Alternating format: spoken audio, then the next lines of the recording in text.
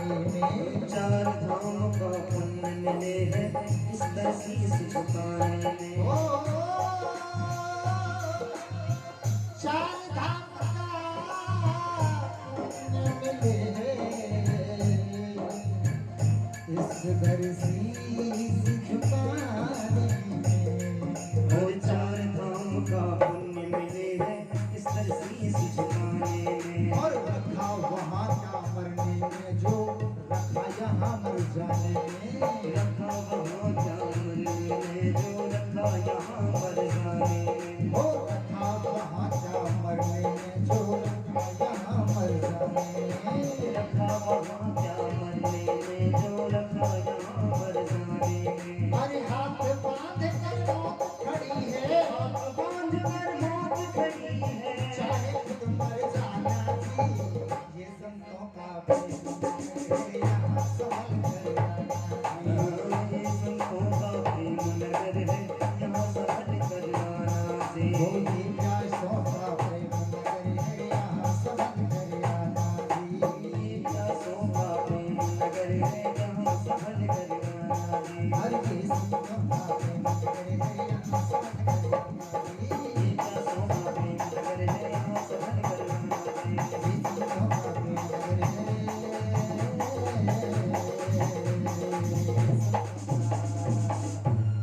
बोली वृंदावन बिहारी लाल की जय। राधा रमण सरकार की जय। आज यहाँ 88,000 सरकारों ने मिलकर के और सूर्य महाराज से एक ही प्रश्न कर दिया, प्रभु हाँ ये संसार का जो मनुष्य है ना, हाँ हाँ ये चिंतन कम करता है, चिंता ज्यादा करता है। और अब जब आप हमें मिल ही गए हो, आप हमारी सभा के मध्य आ ही गए हो, तो ऋषिराज आपसे बस एक ही प्रश्न पूछने का मन हो रहा है। सर्वप्रथम क्या? बोले ये चिंतन बढ़े कैसे और ये चिंता मिटे कैसे? उन गोविंद के पाद पद्मों में हमारी प्रीति कैसे हो? कृष्ण प्राप्ति कर्म शाश्वत साधन तत्वदाधुना, कोई ऐसा साधन बताओ ना जिससे हमारे गोविंद के चरणों में हमारी अनवरत प्रीति हो जाए। सूर्य महाराज बोले तुम्हारा प्रश्न तो बड़ा उत्तम है, लेकिन मैं तुम्हारे प्रश्न का उत्तर देने से पहले उस संहिता के परम आचार्य के चरणों में प्रणाम करना चाहता हूं। सूर्य महाराज ने यहाँ आदरणीय जो भागवत जी के प्रथम वक्ता है सुखदेव स्वामी के चरणों का वंदन किया और शंकादिकों से बोले, हे शंकादिकों, अब जो आगे काल आने वाला है, जो समय आने वाला है, उसको हम कलयुग के रूप में देख पाएंगे। और कलयुग का एक प्रभाव है कि काल व्याल मुख ग्रास त्रास निर्णास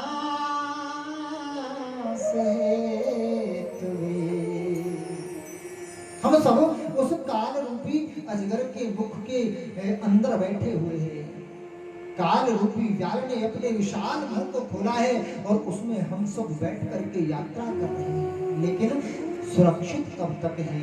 प्रश्न ये है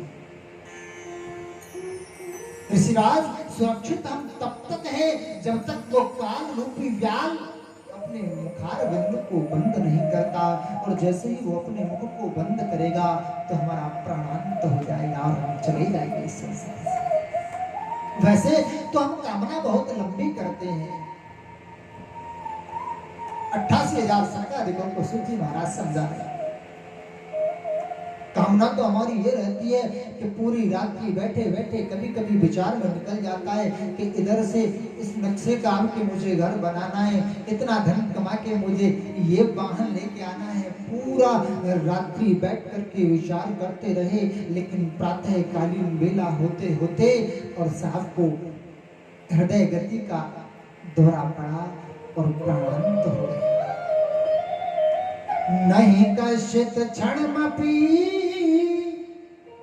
और जातु तिष्ठत्य कर्मकृत कार्यते हैव सह कर्म गुणे स्वाभाविकेर्वला। पूरी रात बैठ करके योजना बनाई, लेकिन एक क्षण में नहीं, कश्चित क्षणमपि, वो एक क्षण में सब नष्ट हो गए। जो सपने सिर काटे कोई, जो सपने सिर काटे कोई, जो सपने सिर काटे कोई, जो सपने सिर काटे कोई, जो सपने सिर काटे कोई, बिन जागे न दुर्भ्रम होई, बिन जागे न दुर्भ्रम होए। जो सपने सिर काटे कोई, जो सपने सिर काटे कोई। जैसे स्वप्न में कोई व्यक्ति हमारे सिर को काट रहा हो तो क्या फड़फड़ाहट होती है, क्या पीड़ा होती है, लेकिन जगते ही वो सब नष्ट हो जाता है। ऐसे ही व्यक्ति की जो जितनी भी कल्पना थी वो सब एक क्षण में नष्ट हो जाती है। जितनी तैयारियां की थी वो सब रखी की रखी रह गई। और एक चीज कहूं, जिन कृष्ण की प्राप्ति का जो मार्ग है ना, उस मार्ग को मैं आपको बताऊं, लेकिन वो मार्ग तुम्हें पता है, वो देव दुर्लभ है। वो साधन तो कभी कभी देवता भी नहीं जुटा पाते। देवताओं को भी अभक्त समझ कर दान नहीं दिया जाता। बोले प्रभु आप यहाँ मैं विस्मय में डाल रहे हैं। बोले क्यों? बोले देव दुर्लभ भी कोई वस्तु है जिससे कृष्ण की प्राप्ति होती है। बोले हाँ। बोले इसके लिए मैं तुम्हें एक सुंदर उपाख्यान कहता हूँ। बोले एक बार जब राजेंद्र परीक्षित को 7 दिवसीय और तक्षक के दंश का श्राप लग गया। सुखदेव स्वामी आनंद तत्पर गंगा के किनारे बैठकर हरिद्वार में जब कथा का प्रवाह करने लगे तो देवों ने एक समूह एकत्रित किया और सबने मिलकर के ब्रह्मा जी के पास जाकर कहा, देखिए सुखदेव स्वामी राजेंद्र परीक्षित को भागवत कथा मत का पालन करा रहे हैं, क्या हम जाकर के उनसे उस कथा का दान ले आए? बोले हाँ चले जाओ। सुधा कुंभम गृहीत्वैव, अमृत का कलश देवों ने लिया और आकर के सुखदेव स्वामी के पास आ गए और आके बोले, सुखदेव स्वामी से प्रणाम किया और प्रणाम करके बोले एक काम करिए ना। बोले क्या? ये अदला बदली कर लो। क्यों? कि परीक्षित को संसार का जो भय है उसके कारण मरने का डर है, इसको सर्पदंश का श्राप लगा है, इसलिए इसको अमृत दे दो ना, और अमृत दे दोगे तो ये अमर हो जाएगा। बोले फिर? बोले ये भागवत जो इनको सुना रहे हो ना, ये आप हमें। सुखदेव स्वामी बोले सुनो, मैं तुम्हें भागवत जरूर देता, मना नहीं करता, लेकिन तुम्हारे आने में और तुम्हारे मानने में थोड़ी चतुराई हो गई। अरे तुम सौदागर भी बन के आए तो सही नहीं किया, तुमने नियम में नहीं आया। क्यों? कि शास्त्र तो कहता है एवं विनमये जातो सुधा राज्ञे प्रपीयताम प्रपाश्यामो वयम सर्वे श्रीमद् भागवताम अमृतम। बोले मैं कहा ये भागवत अमृत एक मणि के तुल्य, और कहा तुम्हारा ये स्वर्ग का अमृत एक कांच के समान, को कांचा को मणिर महान। बोले दोनों की बराबरी नहीं हो सकती। अपितु यदि तुम सौदागर बन के आते तो भी मैं विचार करता देने का, लेकिन तुम तो ठग बन के आए। एक कांच के टुकड़े में बदले में और बहुमूल्य मणि को लेना चाहते हो। और जब देवताओं को अवक्त समझा तो देवताओं को जब भागवत जी का दान नहीं दिया, वो देवता सब दौड़ते दौड़ते ब्रह्मा जी के पास पहुंचे। और जब ब्रह्मा जी के पास पहुंचे जाकर के बोले, सुनिए पितामह, यदि इसी तरह से आपको हमें हमारा अपमान कराना था तो तुमने हमें सुखदेव स्वामी के पास भेजा क्यों?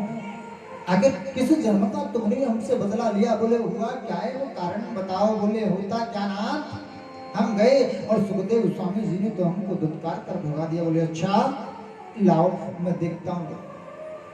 तो ब्रह्मा जी ने और बैठ कर के ब्रह्मलोक में एक तराजू लिया है।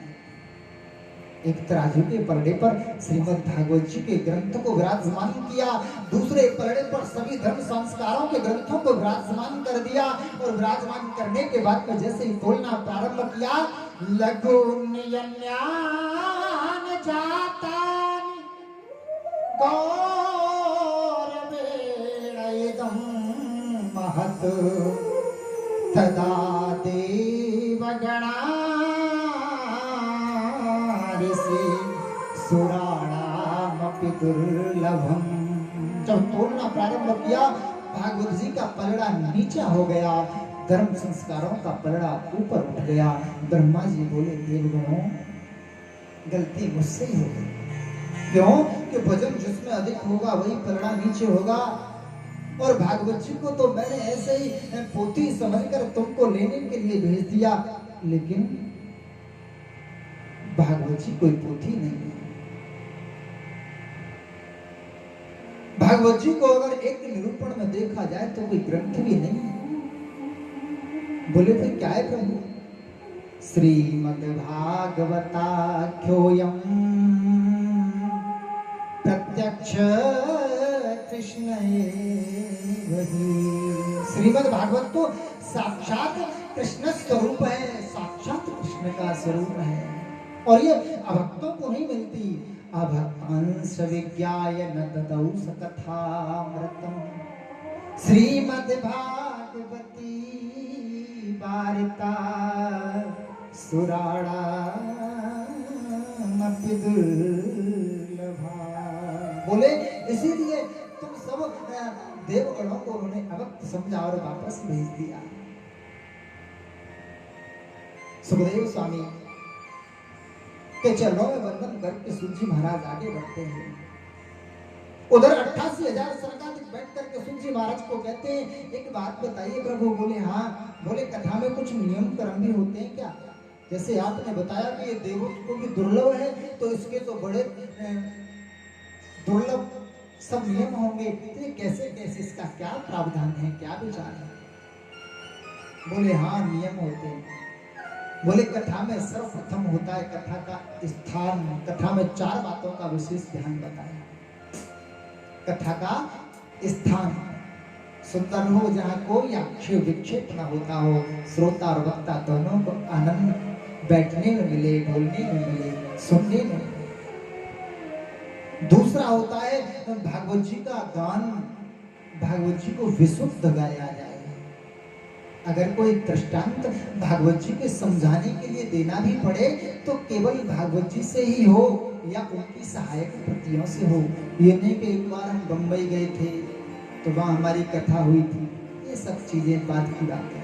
तुम कब बंबई गए, किसने देखा, क्यों व्यर्थ की बात है। तो केवल भागवत जी में भागवत जी की ही बातों को गाया जाए, उन्हीं के केवल शब्दावलियों को सजाया जाए। तीसरा, भागवत जी में ज्ञान, भागवत जी को ज्ञान पूर्वक ही कहा जाए और ज्ञान पूर्वक ही सुना जाए। और चौथी बात, बोले चौथी बात है भागवत में केवल श्रोताओं के लिए कि श्रोताओं के कान केवल यही हो। जब सुनने आए तो कानों का जो स्थान है वो केवल यही हो। ये नहीं बैठे यहाँ कान सुनना है गाड़ी का हॉर्न, है ना।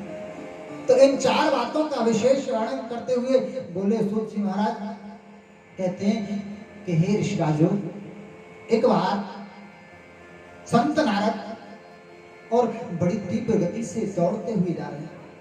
और जब तीव्र गति से दौड़ते हुए जा रहे हैं तो उनका मिलना कहाँ हो गया? बद्रिकाश्रम में सनकादिकों से, सनक, सनंदन, सनातन और सनत कुमार 4 भाइयों से मिलना हो गया। और जब चारों भाइयों से नारद जी का मिलना हुआ, देखो नारद जी की एक बात और है। नारद जी के विषय में वर्णन मिलता है कि जहाँ कभी पति पत्नी में झगड़ा नहीं होता हो, नारद जी चले जाएं तो झगड़ा शुरू, और अगर झगड़ा होता हो और नारद जी चले जाएं तो झगड़ा बंद। ये तो एक दंत कथाओं में आता है, लेकिन प्रमाणिक बात है कि जिन जिन भक्तों को नारद जी का दर्शन हुआ है शास्त्र कहता है नारदो देव दर्शन, नारद जी को जिनका दर्शन हो गया मानो कि भगवान का दर्शन उसको निश्चित हो गया। आज वही नारद जी जब देखे कि उदास मन खिन्न बना, जब दौड़ते हुए जा रहे हैं संत कुमार, चारों भाइयों की दृष्टि पड़ी, चारों भाइयों ने देखा बद्रिकाश्रम में, और नारद कथम ब्रह्मांदीन मुख कुत चिंतातुरो भवा त्वरितं गम्यते कुत्रः कुतश्चागमनं तव। हे नारद, आप कहाँ जा रहे हैं? और आपको देखो तो सही, मुख बड़ा मलिन हो गया है, अश्रुपात हो रहा है, कहाँ से आ रहे हैं, कहाँ जा रहे हैं, आखिर क्या कारण है, क्यों दौड़ लगा रहे हैं आप? ओहो, जब इतनी बात कही तो नारद जी तो बड़े प्रसन्न हुए, और जब कोई पूछने वाला मिल गया तो नारद जी तो दौड़ के गए और चारों भैया सनक नंदन संत कुमारों के चरणों में गिर गए। गिरने के बाद में बोले, क्या बताऊं ऋषि पुत्रों, नहीं, आपका मुख मलिन हमें देखा नहीं जाता। अहम तु पृथ्वी यातो ज्ञात्वा सर्वोत्तमामिति पुष्करं प्रियागं च काशीं गोदावरीं तथा। हे संत कुमारों, मैं इस धरा को बड़ी पुण्यवान समझकर, पुण्यवती समझकर, अहम तुम पृथ्वी या तो ज्ञात्वा सर्वोत्तमामिति, और मैं जब इस पर धरा धाम पर गया तो पुष्करम च प्रयागम च काशी गोदावरी तथा, पुष्कर गया, काशी गया, गोदावरी गया, सेतुबंध रामेश्वर गया, मैंने चारों तरफ जब भ्रमण किया, लेकिन सच बताऊं मुझे कहीं भी शांति नहीं मिली। ना पश्य कोत्रचित् क्षरम मन संतोष कार्यक्रम। क्यों नहीं मिली? बोले नाथ की विचित्रता हो गई कि कलिनाधरम मित्रेण धरेयं वादि तद्वदाधुना। कली का जो मित्र अधर्म है उसने लोगों की बुद्धि को प्रभु ऐसा बिगाड़ दिया है कि एक धर्म का काम नहीं करना जानते, और यदि गलती से एक धर्म का काम हो जाए तो 100 बार गिनाते हैं। मंदिर बना दिया तो ये मंदिर हमने बनाया है, प्लेट लगा देंगे उस पे अपने पूर्वजों के नाम। और यदि प्रभु कदाचित कोई काम ऐसा बिगड़ जाए, मानो कि घर में कोई पशु की मृत्यु हो जाए, तो तुरंत ही सर पकड़ के बैठना, भाई ठाकुर जी ने हमारे साथ बहुत बुरा किया। तो प्रभु कलिना धर्म मित्रेण धरियं वाद तद्वदाधुना, कली के मित्र अधर्म ने लोगों की बुद्धि को विकृत कर दिया है। और सच बताऊं, मुझे यही कष्ट नहीं हुआ, एक मैंने बड़ा रौद्र रूप देखा। क्या? बोले जब मैं इतने से संतुष्ट नहीं हुआ तो मैं फिर गृहस्थों के यहाँ गया, और जब गृहस्थों में गया तो मैंने एक भयाक्रांत दृश्य देखा कि तरुणी प्रभुता और श्याल को बुद्धिदायक कन्या विक्रियणो लोभा दंपति नाम चकल्कनम। प्रभु जब मैं संसार में गया, संसारियों के यहाँ, तो मैंने देखा कि तरुणी प्रभुता आगे घर में नई बहुओं की चलती हो गई है। घर में तरुणी प्रभुता ये घर में नई बहुओं की चलती हो गई है। सास कुंजी लगाम ताली दवाई पड़ी है, बहुओं को देती नहीं और रोज फिर तो लट उड़ा जाती। प्रभु चलो, सनत कुमारों ने कह दिया नारद जी कोई बुरी बात नहीं है, नई बहुओं की चलनी चाहिए। बोले आप भी पुष्टि कर रहे हो तो चलो मान गए। लेकिन इतना ही नहीं प्रभु, फिर मैंने क्या देखा कि तरुणियों की प्रभुता तो देखी, लेकिन शाल को बुद्धिदायक। घर में चलो बहू की चलती हो गई तो सास ससुर से बड़ों से कम कोई सलाह तो ले, लेकिन घर में प्रभु बुजुर्गों की सलाह लेना बंद हो गया है। बोले फिर कौन की सलाह चल रही है? बोले ससुराल से बुलाते हैं साले को और साल को बुद्धिदायक।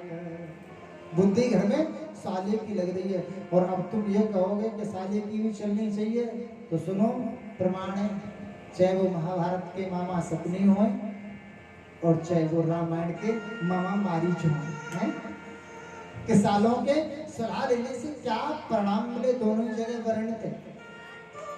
बोले अच्छा, बोले हाँ, इतना ही नहीं, बोले देखो वो कहते हैं ना हमारे एक ब्रज में कहावत आवे कि दीवार बिगाड़े आरो, आरो की अलमारी थी, दीवार में ज्यादा अलमारी निकालोगे कमजोर हो जाएगी। दीवार बिगाड़े आरो और घरे बिगाड़े सारो। इनसे सावधान। लेकिन प्रभु साले को बुद्धि देते देखा तो भी मुझे कष्ट नहीं हुआ।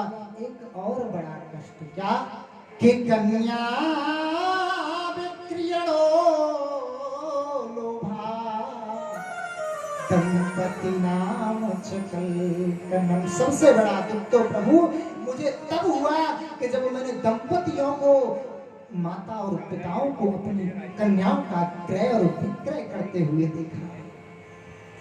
कन्याओं का संबंध नहीं होता नाथ, अपितु कन्याओं से संबंध करने के माध्यम से लोग अर्थ प्राप्ति करने लगे हैं, कन्याओं से भी पैसा खाने लगे हैं।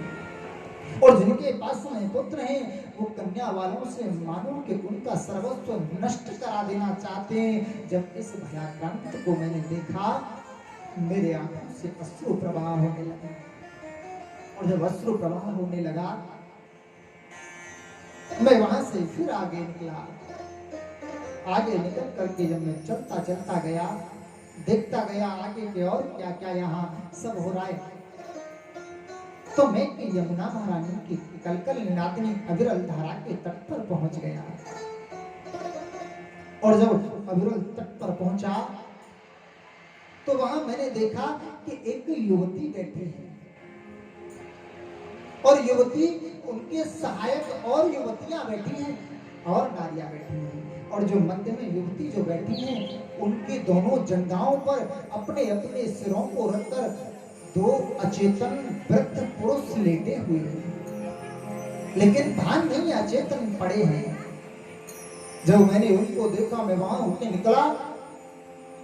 मैंने विचार तो किया कि एक बार चलकर देखूं, फिर विचार आया कि मुझे क्या लेना देना, स्त्रियों का समूह बैठा है, मैं क्या करूंगा जाकर। प्रभु मैं जैसे ही यमुना से मुख फेर के निकला तो बीच में बैठी हुई उस देवी ने मुझे आवाज लगाई और आवाज लगाकर मुझसे बोली कि भो भो साधु क्षणम तिष्ठ मत चिंता मपिनाशय। हे साधु, एक क्षण के लिए ठहर जाओ, एक क्षण के लिए ठहर जाओ। मैंने दृष्टि घुमा कर देखी, मानो मुझसे इशारा कर रही है कि एक क्षण के लिए ठहरो। मैं गया पास में, मैंने जाकर कहा, हाँ देवी कहो। अरे मैं तुमको नहीं जानता, तुम मुझे नहीं जानती, तुमने मुझे ऐसे ही आवाज लगा दी।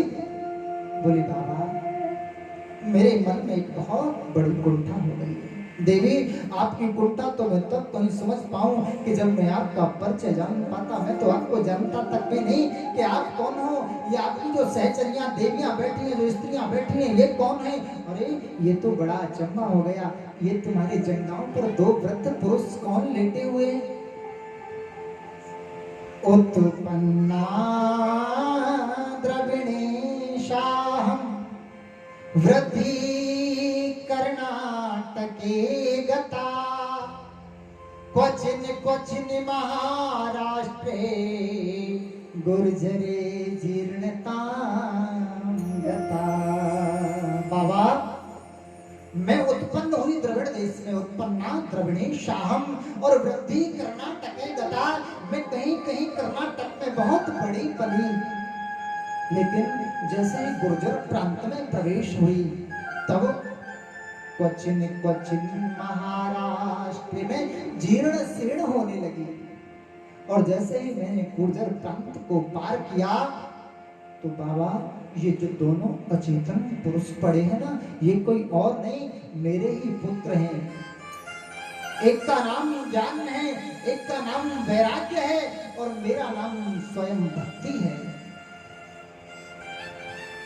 बाबा कष्ट मुझे ये है कि संसार का एक नियम है कि माँ वृद्ध होती है, पुत्र युवा होते हैं, लेकिन यहाँ तो सृष्टि का नियम उल्टा हो गया। यहाँ माँ युवा है और पुत्र दोनों वृद्ध बने पड़े। लेकिन बाबा ये सब हुआ तब वृद्धावस्था को हम तीनों गुर्जर प्रांत में प्राप्त हो गए, लेकिन जैसे ही हम वृंदावन में आए तो वृंदावन बनम वृंदा नवीन रूप स्वरूपिणी। मैं तरुणी हो गई, मैं युवा हो गई, लेकिन ये दोनों मेरे पुत्र वृद्ध के वृद्ध बने पड़े रह गए। बाबा इससे बड़ा और मेरे जीवन में क्या संकट होगा? आप संत हैं, कोई उपाय करिए ना नाथ। देवी तुम बिल्कुल भी चिंता मत करो, मैं तुम्हारे पुत्रों के कष्ट की निवृत्ति के लिए जरूर कोई न कोई उपाय ढूंढूंगा। आप चिंता क्यों करती हो? आप मुझे कुछ दिन का समय दो, और जब समय दोगी ना तो मैं जरूर कोई न कोई ऐसा उपाय खोज के लाऊंगा जिससे तुम्हारे पुत्र तरुण हो जाएंगे, युवा हो जाएंगे। बाबा नारद ने वहां अनुष्ठान किया, मंत्र जप किया। गीता पाठेर मुहुर्मुहु हरिरपु दुष्ट चित्तैसी अनिच्छापि स्पर्शम गति। बार बार स्पर्श करते और कहते रे ज्ञान प्रबुद्धताम, रे वैराग्य शीघ्र प्रबुद्धताम। दोनों को आवाज लगाते, थोड़ी चेतना में आते, हिलते, जमाई लेते हैं, फिर सो जाते हैं। जब दोनों पुत्रों का कष्ट निवारण नहीं हुआ सो बाबा जैसे ही वहां से बोले, देवी आप चिंता न करें, मैं कोई जरूर माध्यम ढूंढूंगा। और बाबा जैसे चलने को हुए सो भक्ति मैया ने कहा, बाबा सुनो, हाँ अब जाओ। क्यों? मैं तुमको कह तो रहा हूं, तुम थोड़ी तसल्ली रखो, थोड़ा धैर्य धारण करो, जरूर तुम्हारे मन की कष्ट की निवृत्ति करूंगा। आप क्यों परेशान होती? जब इतनी बात कही तो मैया की आंखों में अश्रु आ गए, और अश्रु प्रवाह करके मैया बोली, सुनो नाथ, कि तुम तसल्ली न दो, सिर्फ बैठे रहो। बाबा तुम बैठे रहोगे, कि तुम तसल्ली न दो, सिर्फ बैठे रहो, और रंग में फिल का सारा बदल जाएगा। मेरा गिरता हुआ और सताया हुआ, और मेरा गिरता हुआ, ये सताया हुआ, मेरा तपता हुआ दिल संभल जाएगा। मेरा गिरता हुआ और सताया हुआ, मेरा तपता हुआ दिल संभल जाएगा। तुम तसल्ली तो सिर्फ बैठे रहो, रंग महफिल का सारा बदल जाएगा। तुम तसल्ली तो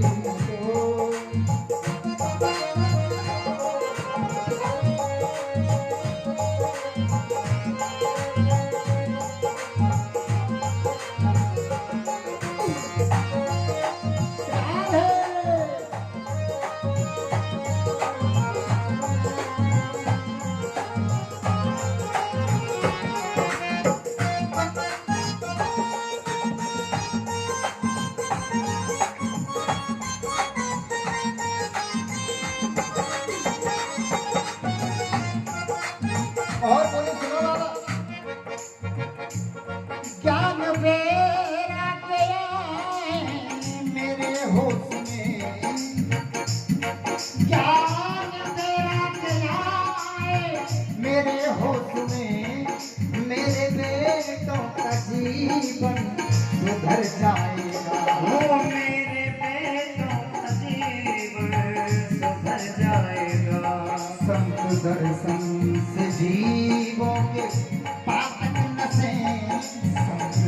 संस जीवों के पातक नसे और प्रारब्ध मेरा सुधर जाएगा तसल्ली न दो सिर्फ बैठे रहो रंग महफिल का बदल जाएगा तसल्ली न दो बैठे रहो रंग महफिल सारा बदल जाएगा दुख से तड़पो मती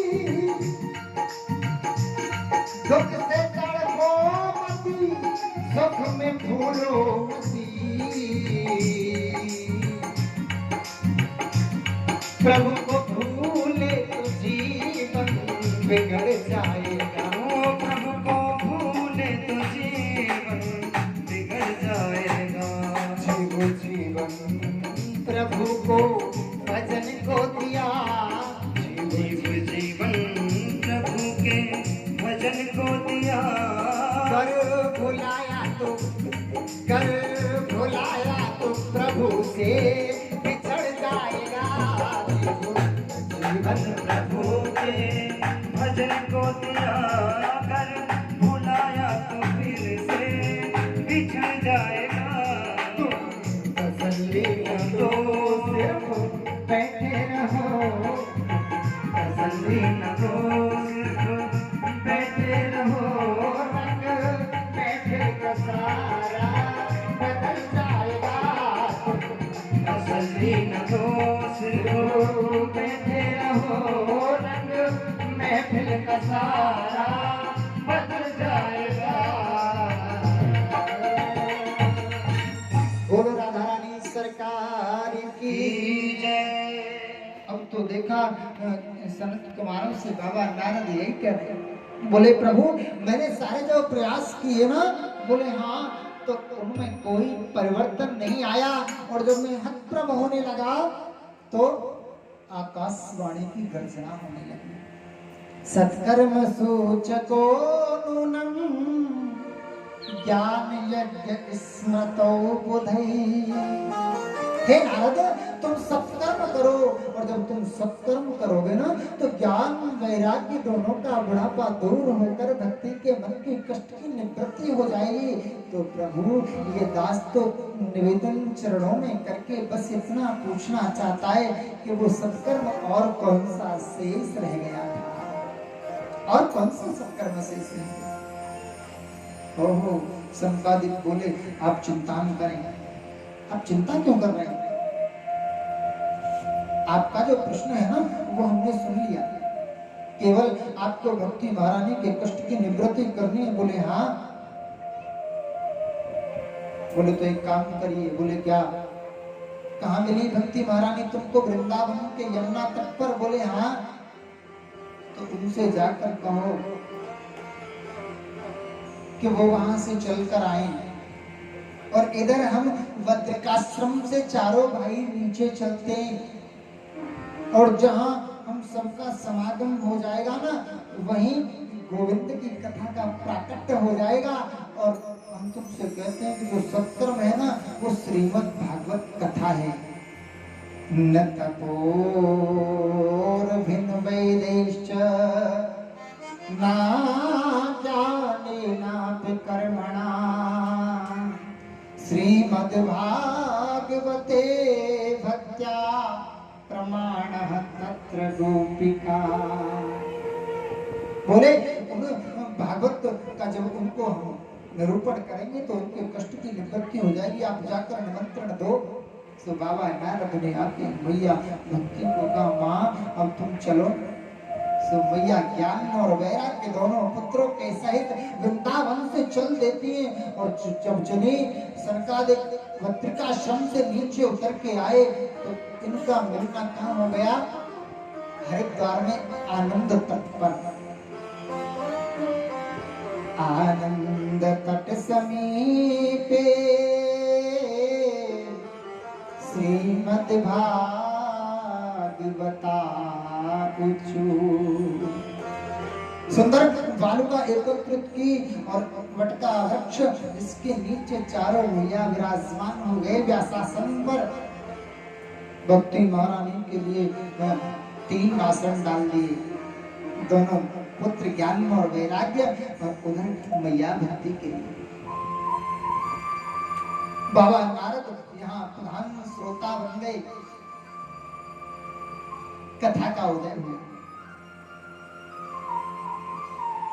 संतालिक चारों भैया कथा कहने लगे।